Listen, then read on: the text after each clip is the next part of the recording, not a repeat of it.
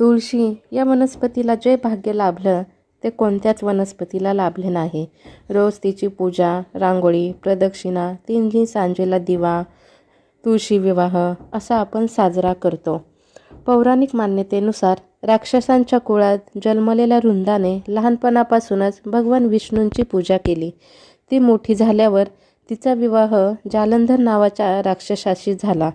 जालंधर हा शिवशंकराच्या 3ऱ्या डोळ्यातील अग्नीपासून प्रकट झाला होता आणि त्याला अपार शक्ती प्राप्त होती. वृंदाची भक्ती, तपश्चर्या आणि देशभक्तीमुळे जालंधरला आणखी शक्ती प्राप्त झाली. आपल्या अफाट शक्तीचा वापर करून त्याने देव, मानव आणि दानवाचा छळ सुरू केला. जालंधरच्या अत्याचाराने त्रस्त झालेल्या देवतांनी या समस्येवर उपाय शोधण्यासाठी भगवान विष्णूंचा आश्रय घेतला. जालंधरपासून देवांना वाचवण्यासाठी भगवान विष्णू स्वतः जालंधरचे रूप घेऊन वृंदाकडे गेले. जालंधर बनून त्याने वृंदाची देशभक्ती नष्ट केली. त्यामुळे जालंधरची शक्ती कमी झाली आणि त्याचा वध झाला.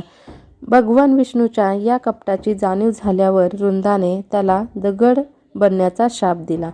यानंतर सर्व देवी देवतांनी हा शाप परत घेण्यासाठी वृंदाकडे प्रार्थना केली. देवदेवतांची विनंती मान्य करून वृंदाने आपला शाप परत घेतला, पण स्वतःला आगीत जाळून घेतले. भगवान विष्णूंनी वृंदाच्या राखेसह तुळशीचे रोप लावले आणि सांगितले की जोपर्यंत जगात तिची पूजा केली जाईल तोपर्यंत तुळशीचीही पूजा केली जाईल. तुळशीशिवाय त्याची पूजा पूर्ण होणार नाही. यानंतर भगवान विष्णूंसोबत तुळशीचीही पूजा होऊ लागली आणि तुळशी विवाहाची परंपरा सुरू झाली. हिंदू धर्मात तुळशीला खूप महत्त्व दिले गेले आहे. विष्णूला प्रिय असल्याने तुळशीशिवाय भगवान विष्णूंची पूजा अपूर्ण मानली जाते. तुळशी विवाहाच्या दिवशी शालिग्रामला भगवान विष्णूचे रूप मानून त्याची पूजा केली जाते आणि त्याचा तुळशीशी विवाह केला जातो. पौराणिक मान्यतेनुसार देवउठाणी एकादशीला भगवान विष्णू 4 महिन्यांच्या योगनिद्रांपासून जागे होतात आणि या दिवसापासून शुभ कार्य सुरू होतात. अनेक ठिकाणी देवउठाणी एकादशीच्या दिवशी तर अनेक ठिकाणी दुसऱ्या दिवशी तुळशी शालिग्राम विवाह केला जातो.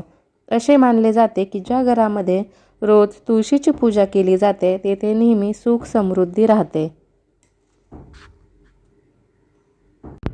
ओम नमो भगवते वासुदेवाय.